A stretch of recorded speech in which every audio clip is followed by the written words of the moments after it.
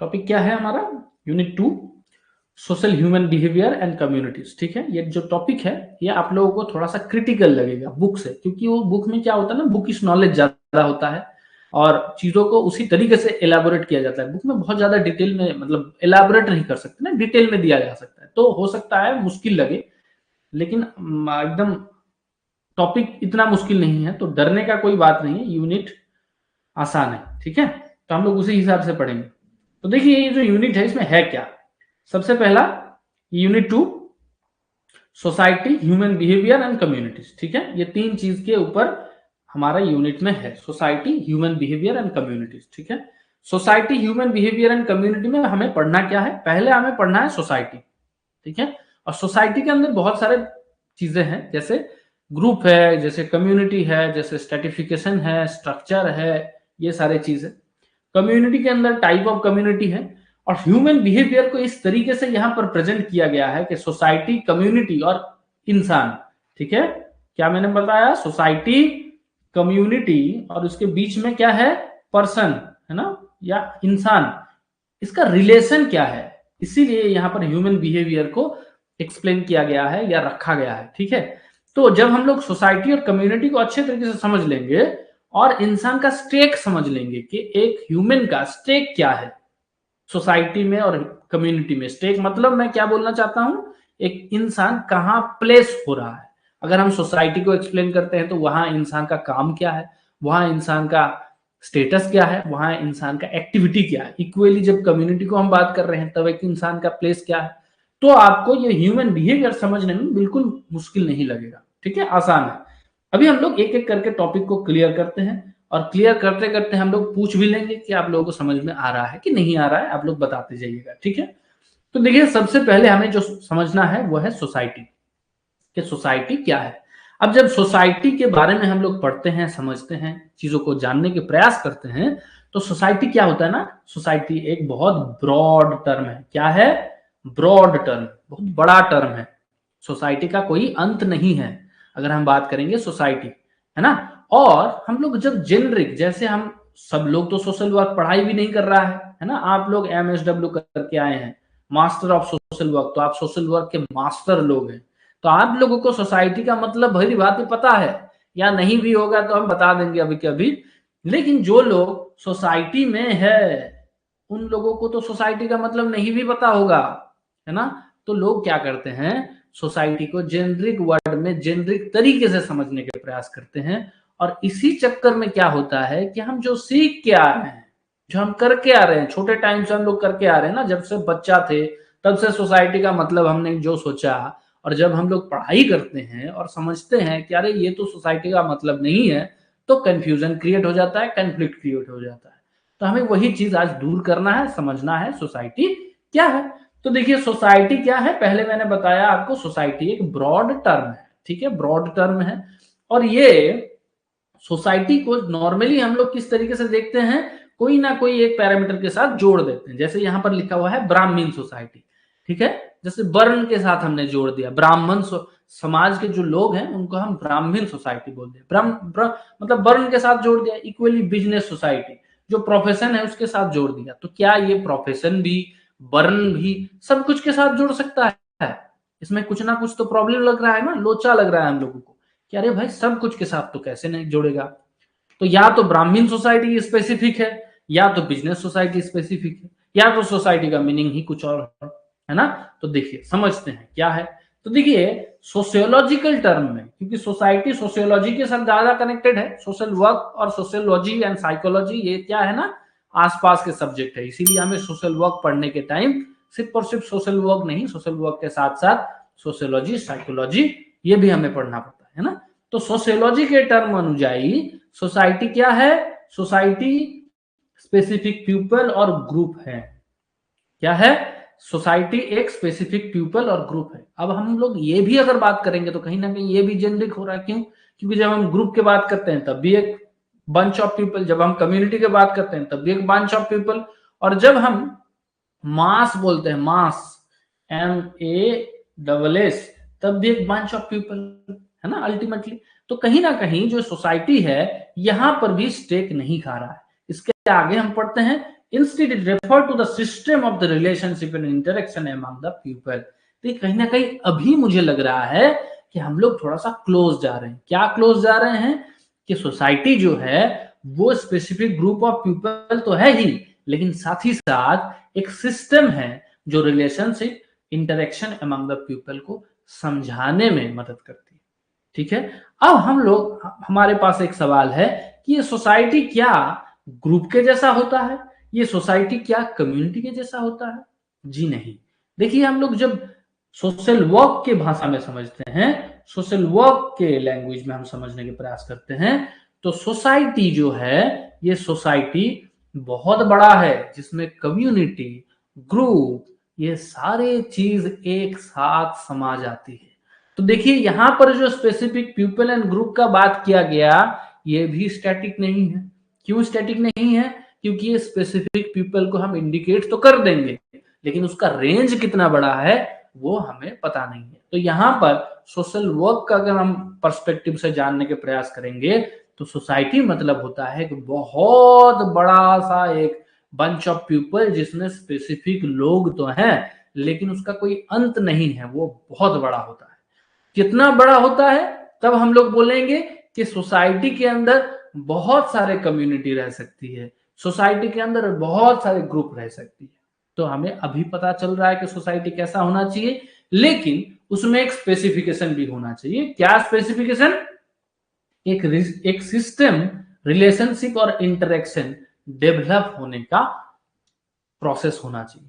System ऐसा develop होगा जिसके अंदर रिलेशनशिप मतलब एक इंसान दूसरे इंसान के साथ जुड़े हुए होना चाहिए। इस तरीके का एक फिनोमेना क्रिएट करके बहुत बड़ा मास को लेके जब हम लोग समझने के प्रयास करते हैं तो वो हो जाता है सोसाइटी। अब देखिए, कुछ स्पेसिफिक मतलब डेफिनेशन को समझ लेते हैं, क्योंकि डेफिनेशन से सवाल आ जाता है तो हम लोग एग्जाम ओरिएंटेड होकर भी पढ़ेंगे।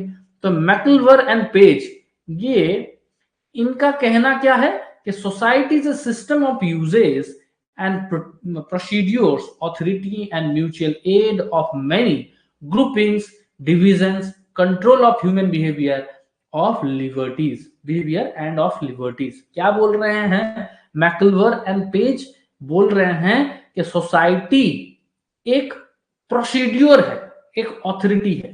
देखिए, प्रोसीड्योर ऑथोरिटी समझने के प्रयास कीजिए।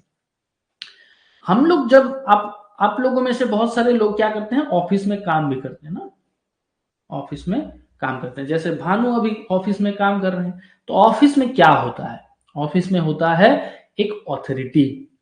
और ये ऑथोरिटी का मतलब क्या होता है कि जो ऑफिस रन हो रहा है उसके अंदर कुछ बोर्ड ऑफ पीपल है या पीपल है जो लोग डिसीजन मेकिंग में हेल्प कर रहे हैं, गाइडेंस देने में हेल्प कर रहे हैं, डायरेक्शन देने में हेल्प कर रहे हैं। यही तो है ऑथोरिटी, है ना। ऑथोरिटी का मतलब सिर्फ और सिर्फ ये नहीं है कि ये मेरा ऑफिस है, वो भी एक तरीके का ऑथोरिटी है, लेकिन उससे आगे एक कदम आगे, क्योंकि हम लोग टेक्निकल वर्ड को समझेंगे, हम लोग सोशल वर्क को समझेंगे ना, पर्सपेक्टिव को समझेंगे, तो हमें क्या पता चलता है कि ऑथोरिटी का मतलब होता है कि जब हम लोग डायरेक्शन देते हैं, जब हम लोग इंस्ट्रक्शन देते हैं, साथ ही साथ गाइडेंस देते हैं और डिसीजन मेकिंग में हेल्प करते हैं, तो उसको ऑथोरिटी बोला जाता है। तो एक सोसाइटी भी एक तरीके का प्रोसीड्योर है जिसमें आपको ऑथोरिटी और म्यूचुअल एड प्रोवाइड किया जा रहा है ऑफ मैनी ग्रुपिंग्स। देखिए, यहां पर मैनी ग्रुपिंग्स के बारे में बात कर रहा है, क्योंकि मैंने क्या बोला अभी थोड़ी देर पहले कि बहुत बड़ा होता है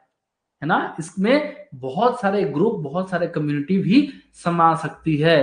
तो इसीलिए बहुत सारे ग्रुपिंग, बहुत सारे लोगों का इन्वॉल्वमेंट हो सकता है, बहुत सारे ग्रुप का इन्वॉल्वमेंट हो सकता है, उसमें भी एक ऑथोरिटी और एक म्यूचुअल एड।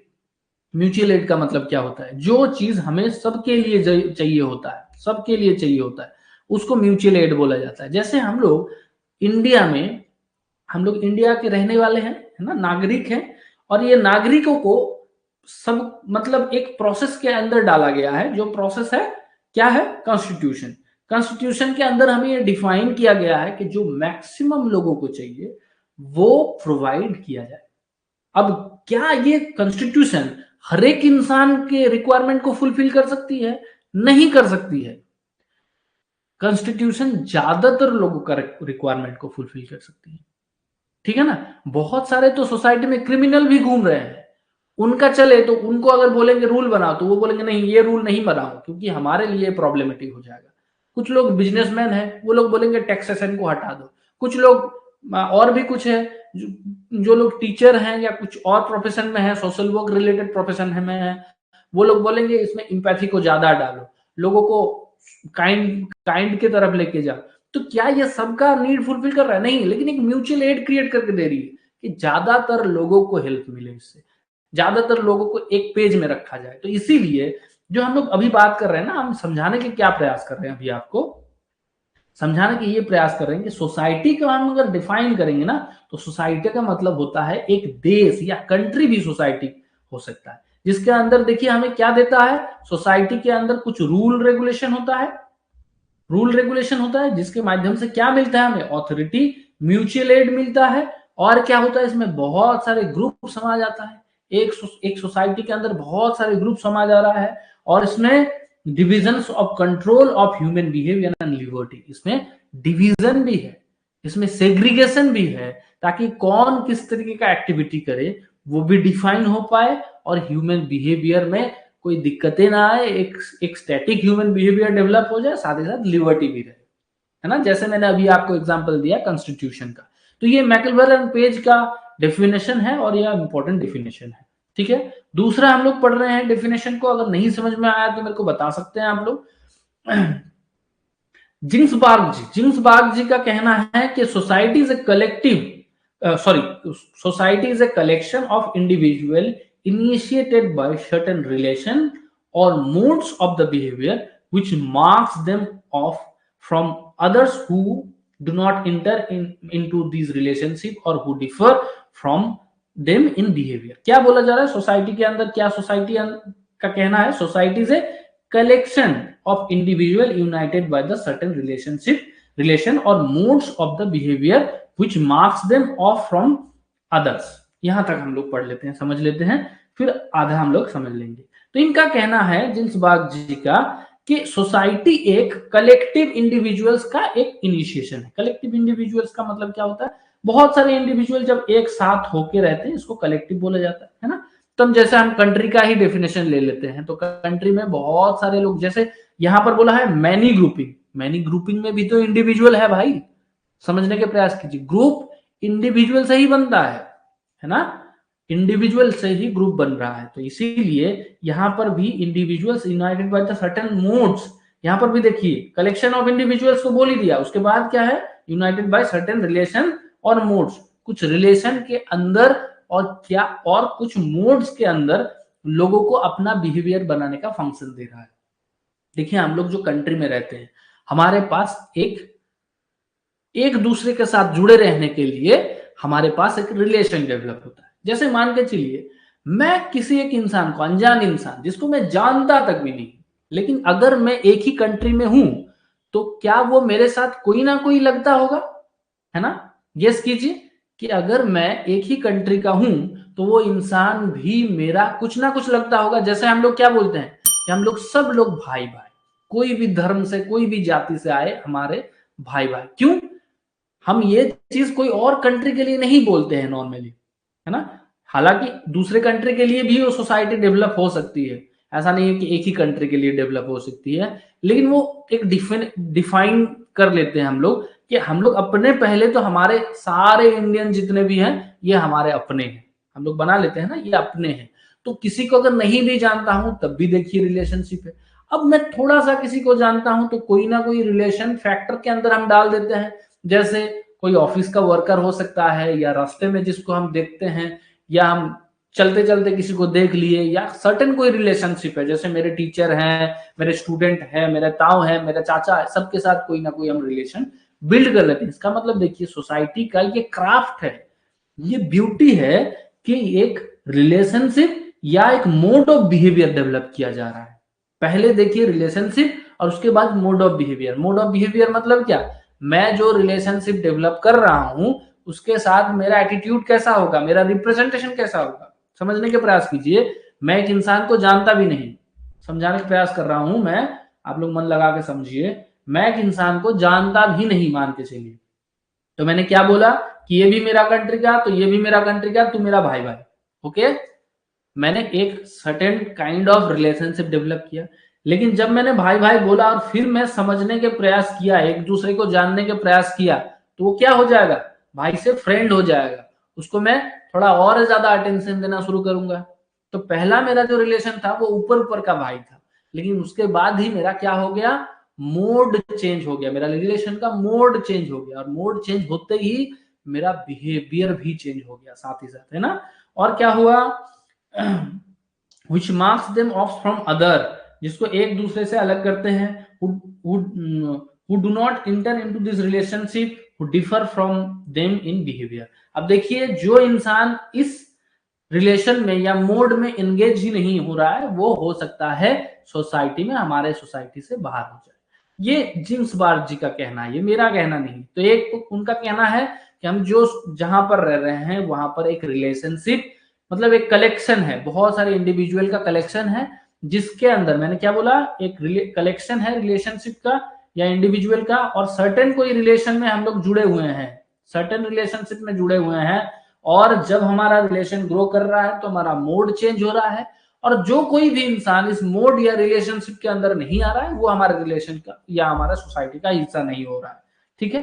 तो ये है आसान चीज, मैकलवर्थ, पेज एंड गिन्सबर्ग का जो डेफिनेशन है ये बहुत आसान है। अब हम सोसाइटी का कुछ की पॉइंट समझते हैं, लेकिन इसका अभी आप लोगों का रिक्वायरमेंट भी नहीं होगा। क्यों? क्योंकि हमने सोसाइटी को इतने अच्छे तरीके से समझ लिया ना, सारे की पॉइंट्स आपको समझ में आ गया। तो पहला सिस्टम ऑफ रिलेशनशिप हमने बता दिया, सिस्टम ऑफ रिलेशनशिप और किस तरीके से है वो भी हमने बता दिया। दूसरा है ऑर्गेनाइज इंटरेक्शन। ऑर्गेनाइज इंटरेक्शन का मतलब होता है जब हम लोग सोसाइटी में रहते हैं तो सोसाइटी में कुछ नॉर्म्स, रूल, रेगुलेशन भी डेवलप होता है ना। हर सोसाइटी का रूल रेगुलेशन होता है, हर कंट्री का रूल रेगुलेशन होता है। तो अगर हम सोसाइटी को कंट्री के साथ डिफाइन करके पढ़ेंगे, समझेंगे, तो उसमें कुछ रूल रेगुलेशन है ना, और रूल रेगुलेशन होने के कारण हमारा जो इंटरेक्शन है वो ऑर्गेनाइज तरीके से हो रहा है, ठीक है। समझने के प्रयास कीजिए चीजों को, कि हम जो भी इंसान एक दूसरे से मिल रहे हैं, समझ रहे हैं, चीजों को बातचीत कर रहे हैं, तो क्या हो रहा है, हमारा इंटरेक्शन क्या हो रहा है, ऑर्गेनाइज हो रहा है, because of sum rule regulation है हमारे पास, इसीलिए हमारा इंटरेक्शन क्या हो रहा है, ऑर्गेनाइज वे में हो रहा है। नहीं तो हम किसी को मिलते और गाली दे के ही बात करते हैं, हम दे नहीं सकते गाली, क्योंकि हमारे सोसाइटी में रूल नहीं है कि हम किसी को भी डायरेक्टली गाली दे के बात करेंगे। रूल क्या है कि गाली देंगे तो हमारा रूल वायलेट हो जाएगा। रूल वायलेट हो जाएगा तो क्या होगा, कोई केस कर सकता है आपके ऊपर मानहानि का, कि इसने मेरे साथ बात किया बदतमीजी करके, है ना। तो ऑर्गेनाइज के अंदर नहीं आएगा। इसीलिए हम लोग ऑर्गेनाइज्ड हैं, इसीलिए हमारे पास एक ऑर्गेनाइज्ड इंटरेक्शन डेवलप होने का भी सुविधा है। तीसरा है डिफाइनिंग बाय गाइडिंग।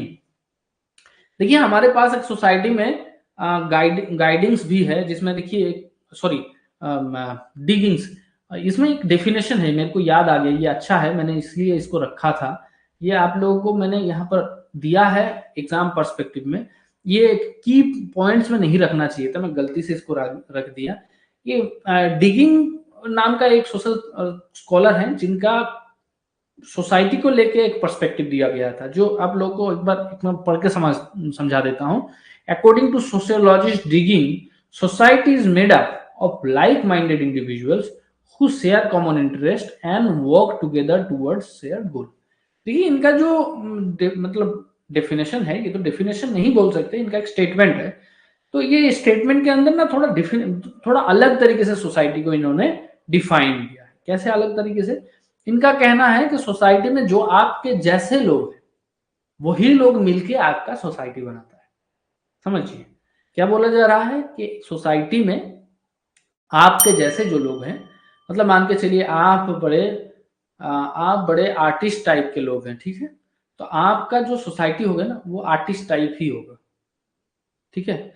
और आप उन्हीं लोगों के साथ रहेंगे जिन लोगों का माइंड आपके जैसा हो, इंटरेक्शन। लेकिन बात यह है कि हम लोगों का एक इंसान का, आप अच्छे तरीके से अगर समझने के प्रयास करेंगे इसको, स्टेटमेंट को, तो एक इंसान का माइंड अलग अलग पर्सपेक्टिव में अलग अलग हो सकता है ना।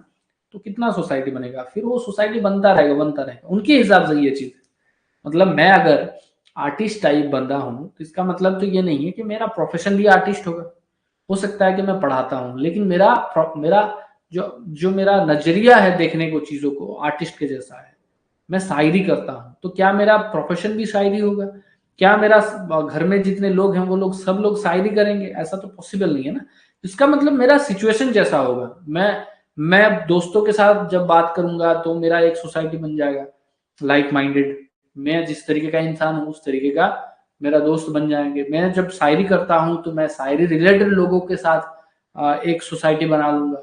मैं जब घर आऊंगा तो मेरे जितने फैमिली पर्सन है उनके साथ एक सोसाइटी बना लूंगा। तो ये इन अकॉर्डिंग टू इनकी डेफिनेशन जो है, डिगिंग जी का जो डेफिनेशन है, उनके हिसाब से सोसाइटी बनता ही जाता है कि इंसान के माध्यम से। ओके, तो ये है की पॉइंट। दो तीन चीजों को आप याद रखिएगा। एक है सिस्टम ऑफ रिलेशनशिप और दूसरा है ऑर्गेनाइज इंटरेक्शन। ओके।